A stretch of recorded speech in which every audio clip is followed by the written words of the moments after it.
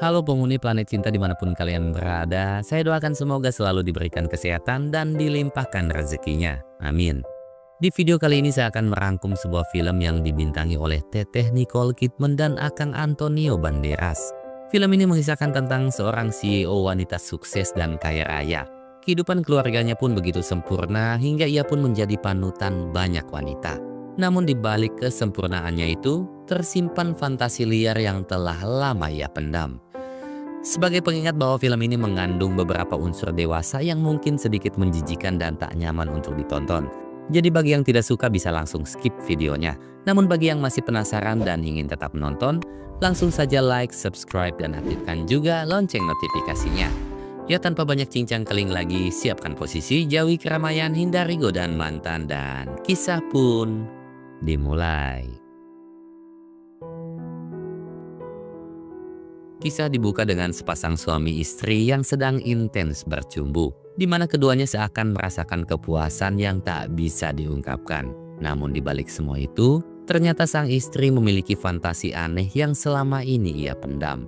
Jadi setelah berhubungan guna memenuhi fantasinya itu, sang istri pun diam-diam menuju ruangan pribadinya untuk menonton film si Unyil.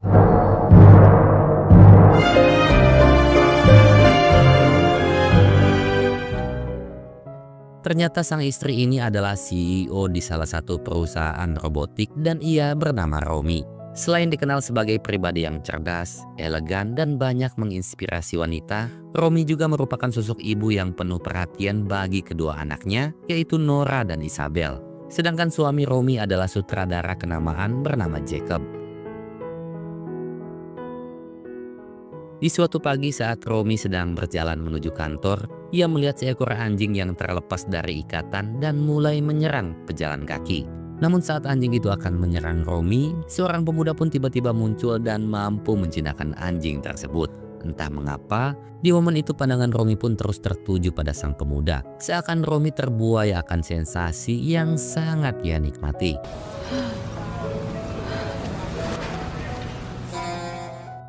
Sesampainya di kantor, Romi diberitahu oleh asistennya yang bernama Esme mengenai daftar peserta yang akan magang di perusahaan itu. Setelah mendapat izin, Esme pun mulai memanggil para peserta untuk menemui Romi. Yang ternyata, salah satu dari peserta magang itu adalah Samuel, sang pemuda yang Romi temui sebelumnya. Di waktu senggang, Romi mendatangi Samuel dan memintanya untuk membuatkan kopi. Selain itu, Romi juga menanyakan tentang bagaimana cara Samuel bisa menjinakkan anjing itu. Samuel menjawab bahwa hal itu sangatlah mudah. Cukup dengan memberinya sepotong kue, maka anjing itu akan jinak. Samuel juga dengan santainya bilang bahwa jika Romi mau, maka ia juga bersedia memberikan sepotong kue. Mendengar hal itu, Romi pun nampak kesal dan langsung pergi meninggalkan Samuel. Ya. Esok malamnya, Romi mengadakan pesta guna merayakan kesuksesan perusahaannya. Semua karyawan termasuk Esme dan Samuel pun ikut hadir di pesta itu. Sebagai asisten yang telah lama bekerja untuk Romi, Esme berterima kasih atas kepercayaan yang telah Romi berikan padanya. Namun, di momen itu pandangan Romi hanya tertuju pada Samuel yang sedang asik berbincang dengan salah satu gadis. Saat Romi sedang ngudut di balkon, Samuel tiba-tiba datang dan mengajaknya berbincang. Setelah sedikit basa-basi, Samuel lalu bilang bahwa dirinya telah memilih Romi sebagai mentornya. Jadi kedepannya ia akan semakin banyak waktu untuk melihat Romi. Sebuah kalimat yang tentunya membuat Romi dipenuhi tanda tanya. What? I chose you as my mentor. Pesta kemudian berlanjut ke acara bebas, di mana Romi beserta keluarga begitu menikmati momen itu. Begitu juga dengan Samuel yang asik joget dengan salah satu gadis sambil menjatuhkan dasinya. Entah hal itu secara tidak sengaja atau memang akal-akalannya Samuel. Namun yang pasti, keesokan pagi saat Romi menemukan dasi milik Samuel, Romi pun begitu antusias dan seketika terbuai akan fantasi yang begitu fenomenal. Selain menciumi, Romi juga memasukkan dasi tersebut ke dalam mulutnya.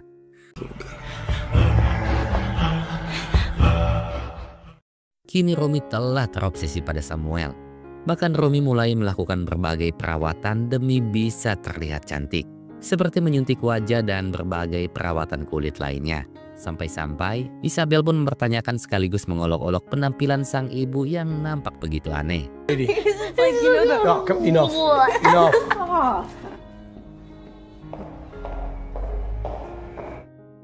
Di dalam lift, Romi lagi-lagi didatangi Samuel yang memberitahukan bahwa Selasa nanti adalah jadwal pertemuannya dengan Romi.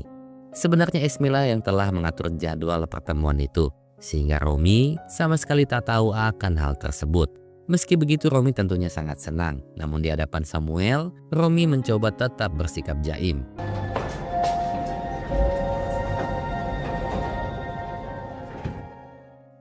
Tibalah di hari Selasa sesuai dengan jadwal yang telah ditetapkan, Romi pun mendatangi Samuel dengan wajah ketusnya. Romi juga mengatakan bahwa dirinya hanya memiliki waktu 7 menit. Jadi, Samuel harus memanfaatkan waktu itu dengan begitu baik. Meski Romi mencoba bersikap jutek, namun pandangannya seakan tak mampu berpaling dari wajah Samuel. Samuel pun mulai menanyakan tentang perjuangan Romi menjadi wanita sukses seperti saat ini. Romi pun menjawab, semua itu berawal dari kedisiplinan, ketegasan, dan jiwa kepemimpinan yang ia miliki. Namun di mata Samuel, di balik jiwa kepemimpinan dan ketegasan yang selalu Romi tunjukkan, tersimpan sisi lain yang ia sembunyikan. Dengan santai, Samuel juga bilang bahwa Romi adalah tipikal wanita yang suka disuruh melakukan sesuatu. Sesuatu apakah itu? Yang pasti Romi nampak begitu gugup. Seakan-akan ucapan Samuel itu memang benar adanya. I just want to see if I can. Definitely have an obsession if that's... Saat Romi hendak pergi tanpa rasa takut, Samuel langsung menahan dan menatap Romi dengan begitu tajam. Saat itulah, Romi tak mampu lagi menyembunyikan hasratnya pada Samuel. Hingga kemudian keduanya pun saling berciuman. I'm so sorry. Tak habis sampai di situ, Samuel lalu mengejar Romi hingga keluar gedung dan memohon agar Romi mau menjadi mentornya lagi. Awalnya Romi menolak. Karena bagi Romi, kejadian ciuman tadi adalah sebuah kesalahan, sehingga ia pun tak ingin hal itu terjadi kembali. Namun karena Samuel terus memohon dengan segala bujuk rayunya, Romi pun akhirnya setuju. Thank you. I'm shooting at you, Judge Brad! Guna menghilangkan dilema dan rasa bersalah yang sedang melanda, Romi kemudian memutuskan untuk mendatangi Jacob di teater. Romi lalu bermanja-manjaan, seakan ia membutuhkan belayan dan perhatian Jacob yang selama ini jarang didapatkan. Namun karena proses syuting sedang berlangsung, Jacob pun meminta izin untuk menyelesaikan syutingnya terlebih dahulu. Malamnya Romi yang ditemani Esme mengadakan meeting di sebuah restoran mewah bersama salah satu dewan direksi. Tak disangka di sana juga ada Samuel yang sedang asik berbincang dengan salah satu staf. Dalam meeting itu, selain mengusulkan tentang beberapa proyek yang sedang disusun, secara tidak langsung Esme juga memohon agar Romi dan dewan direksi mau mempromosikan jabatannya. Namun, Romi lagi-lagi hanya berfokus pada Samuel. Tak lama kemudian, Romi tiba-tiba disuguhkan segelas susu oleh pelayan di sana. Menyadari bahwa hal itu adalah ulahnya Samuel, tanpa pikir panjang Romi pun langsung meminumnya.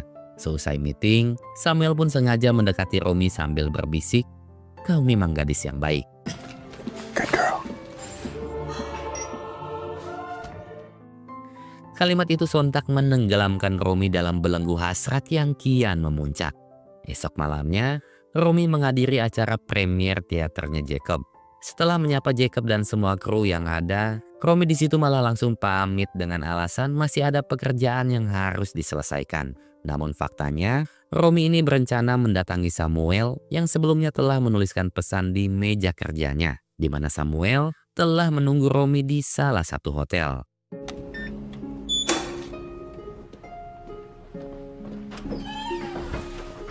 Sit down.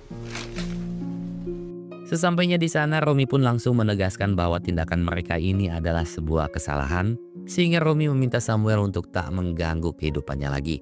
Mendengar hal itu, Samuel pun tentu bingung. Samuel juga bilang jika memang Romi tak menyukainya, lalu mengapa Romi mau meminum susu yang ia pesan dan juga mendatanginya di hotel. Sebenarnya sejak awal Samuel ini telah mengetahui tentang kekosongan hati, hasrat dan juga fantasi liar yang selama ini Romi inginkan. Guna membuktikan dugaannya, Samuel pun sengaja meminta Romy untuk berlutut di hadapannya. Meski di awal Romy menolak, namun belenggu nafsu yang kian menggebu akhirnya menutupi ego, rasa malu, dan juga moralitas yang Romy junjung selama ini.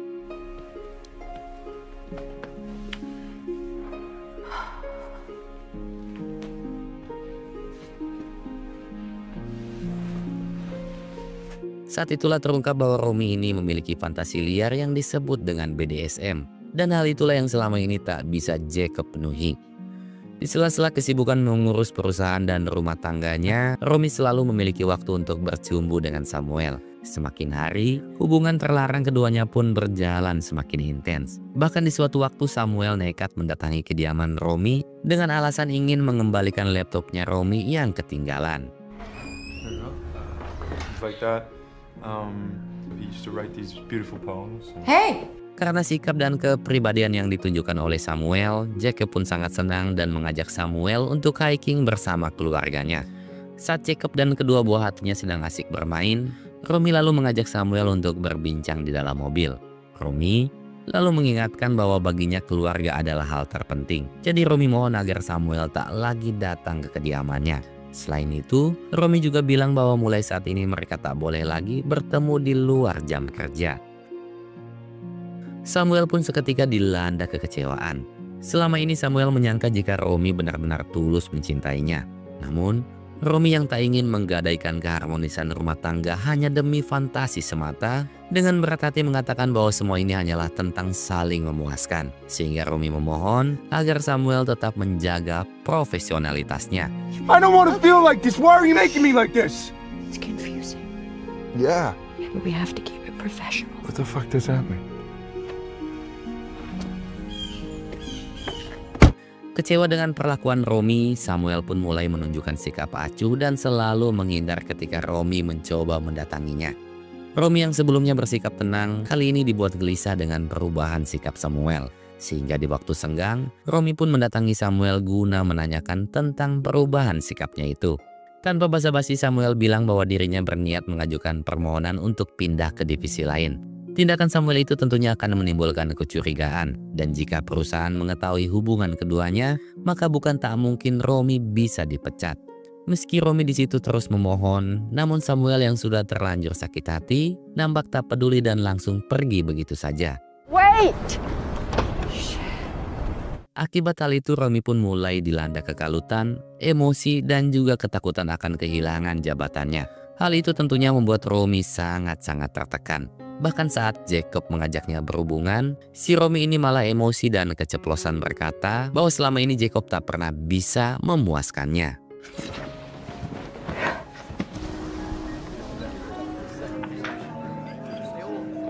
Di tengah kegelisahan yang kian melanda, Romy nekat mendatangi Samuel di bar tempat ia bekerja. Tentu saja Romy berharap Samuel bisa kembali ke pelukannya. Namun apa yang Romy dapat hanyalah sebuah pengusiran dan kekecewaan yang begitu mendalam.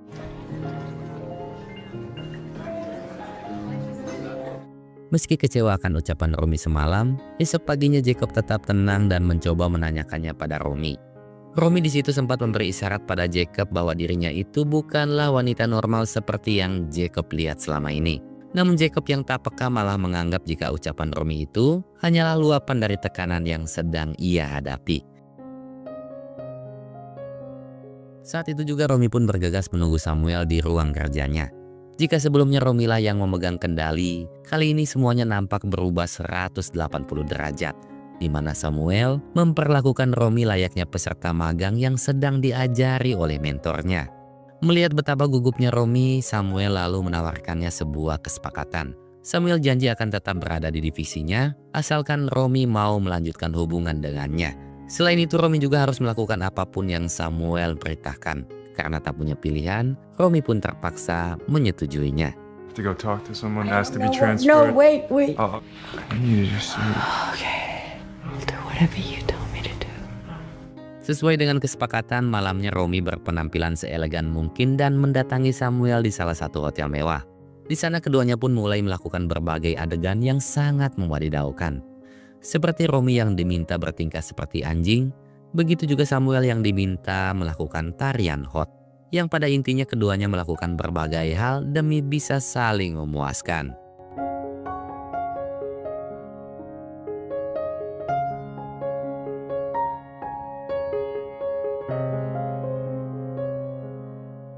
Setelah menghabiskan romansa terlarang, Romy dan Samuel pun saling curhat tentang fantasi mereka yang sangat aneh. Samuel juga bertanya, dengan apa yang telah Samuel lakukan pada Romy selama ini, apakah di mata Romy ia adalah lelaki yang jahat? Namun Romy justru memandang Samuel sebagai lelaki baik yang sangat peka dan mampu memahami keinginan wanita. Sama halnya dengan kepuasan yang telah Samuel berikan pada Romy. Siangnya, Romy mengadakan pesta ulang tahunnya Isabel. Semua yang ada di sana nampak begitu bahagia, kecuali Romy yang cemburu dengan kedatangan Samuel bersama Esme. Seusai pesta, Romy pun mengingatkan Samuel untuk tak lagi berkencan dengan Esme atau wanita manapun. Samuel pun membalas, jika Romy saja bisa memiliki suami, lalu mengapa ia tak bisa memiliki kekasih? Namun tanpa Romy dan Samuel sadari, ternyata Esme telah mendengar semua percakapan itu. Everything okay? It was a It is, lovely isn't it? party. She's having such a great time. Sekembalinya ke kantor, Romy pun langsung memanggil Esme ke ruangannya. Romy lalu meminta Esme untuk menjauhi Samuel. Dengan alasan Samuel adalah anak magang yang bisa menghancurkan reputasi dan juga jabatannya Esme. Menyadari jika itu hanyalah siasatnya Romy untuk menutupi perselingkuhannya, Esme pun to the point dan mengatakan bahwa ia takkan pernah membocorkan hal itu. Namun belum sempat Romy menjawab, tiba-tiba ia mendapat telepon dari Samuel yang meminta Romy untuk menemuinya di klub malam.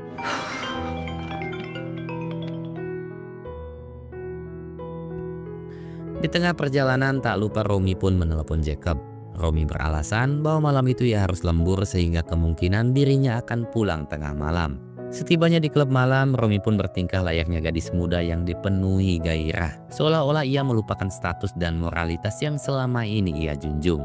Pokoknya si Romy ini nampak seperti kerasukan jin dugem yang membuatnya lupa akan segalanya.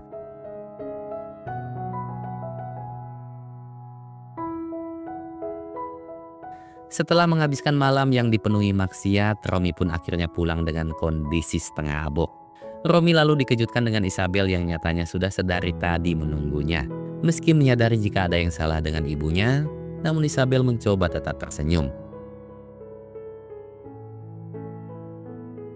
Esoknya Romy kembali didatangi Esme yang hendak menanyakan promosi jabatannya. Meski Esme mengetahui tentang hubungan gelap Romy dan Samuel, namun Esme tak ingin Romy terpaksa mempromosikan jabatannya hanya semata karena takut hubungan gelapnya terungkap. Esme justru memohon agar Romy mau melepaskan Samuel. Tentunya bukan karena cemburu, melainkan Esme ingin Romy kembali seperti dulu, menjadi sosok pemimpin yang tangguh dan menjadi panutan banyak wanita. You will create more opportunities for women within this company. You're confusing ambition with morality. They're very One of the few women who actually made it to the top. Nasihat dari Esme seakan menampar hati dan pikiran Romy. Di tengah dilema dan rasa bersalah, dengan mata berkaca-kaca Romy pun akhirnya memberitahu Jacob tentang fantasi liar yang ia sembunyikan selama ini. Romy juga mengakui bahwa ia telah berhubungan dengan seseorang demi memuaskan fantasinya. Namun, Romy mengaku jika selingkuhannya itu hanyalah pria asing dan tak ada rasa cinta sama sekali. Jelas hal itu sontak meluluhlantakkan hati dan perasaan Jacob. Setelah 19 tahun lamanya menikah, mengapa Romy tega mengkhianati cintanya?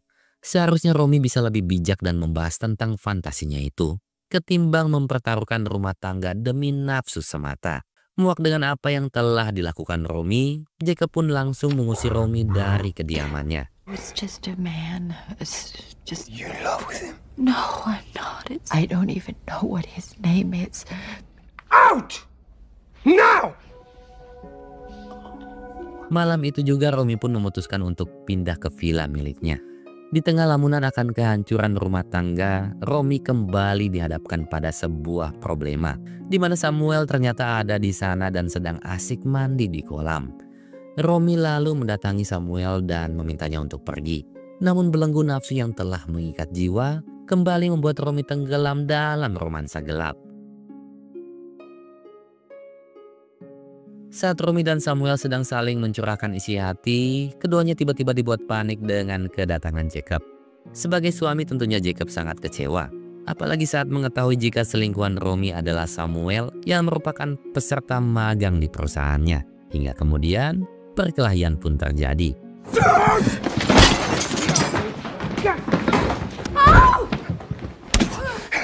Setelah lelah berkelahi, Jacob mencoba menyelesaikan masalah itu dengan hati yang dingin.